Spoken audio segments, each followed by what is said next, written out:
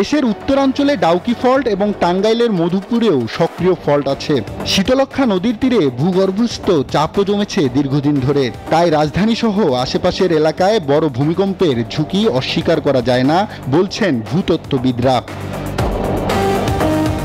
বাংলাদেশের ভূমিতলে থাকা 3টি টেকটনিক প্লেটের সাবডাকশন জোন ভয়াবহতম ভূমিকম্পের প্রধান ক্ষেত্রগুলোর একটি।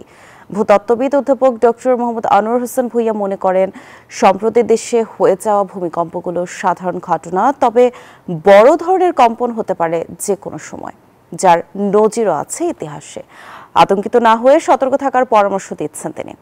বিস্তারিত জানাচ্ছেন আব্দুল্লাহ মামুন।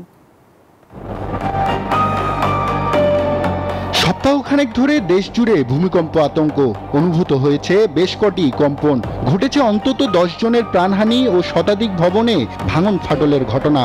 আশেপাশে বড় বড় বিল্ডিং এর কাজ চলতেছে হইতেছে, এগুলি যে এখন যদি সেফটি যে কাজ না করে কোন সময় আবার কি ঘটে। নিয়ম না মানার কারণে অনেক বিল্ডিং সহজেই ধসে যায়, ফাটল হয়ে যায়। সেফটি থাকতো তাহলে হয়তো আমরা এরকম দুর্ঘটনা দেখতাম না। একের পর এক ভূমিকম্প নরসিংদীতে উৎপত্তি হইতেছে এবং আমাদের জন্য তো জনজীবনের জন্য এটা হুমকি স্বরূপ এবং আতঙ্ক।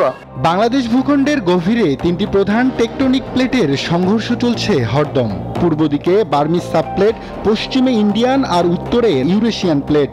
ইন্ডিয়ান প্লেটের অংশ দুদিকেই তলিয়ে যাচ্ছে, একদিকে বার্মিজ সাবপ্লেটের নিচে, অন্যদিকে ইউরেশিয়ান প্লেটের নিচে। আমাদের যেই ভৌগোলিক অবস্থানটা সেটা তো বললাম যে একটা আর্থকুইক সংগঠিত হওয়ার উৎসের কাছাকাছি, তাহলে সেখানে সঞ্চিত শক্তি তার দুর্বল জায়গাগুলো, যেমন যেই ফল্ট জোনের কথা বলি আমরা, ডাউকি ফল্ট উত্তর পাশে, এবং আমরা সাবডাকশন জোনটা মানে সাবডাক্টিং প্লেটের একটা বিরাট অংশ আস্তে আস্তে গভীরে তলিয়ে যাচ্ছে। সাম্প্রতিক ভূমিকম্পগুলোকে সাধারণ ঘটনা হিসেবেই দেখছেন ঢাবির ভূতত্ত্ব বিভাগের এই অধ্যাপক। তবে বড় ধরনের কম্পন যে কোনো সময় হতে পারে সেই সতর্কবার্তাও দিয়ে রাখছেন তিনি।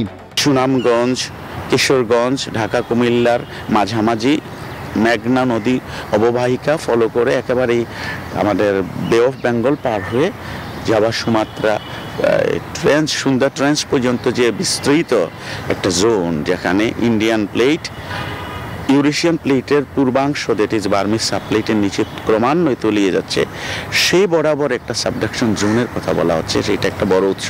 দেশের উত্তরাঞ্চলে ডাউকি ফল্ট এবং টাঙ্গাইলের মধুপুরেও সক্রিয় ফল্ট আছে।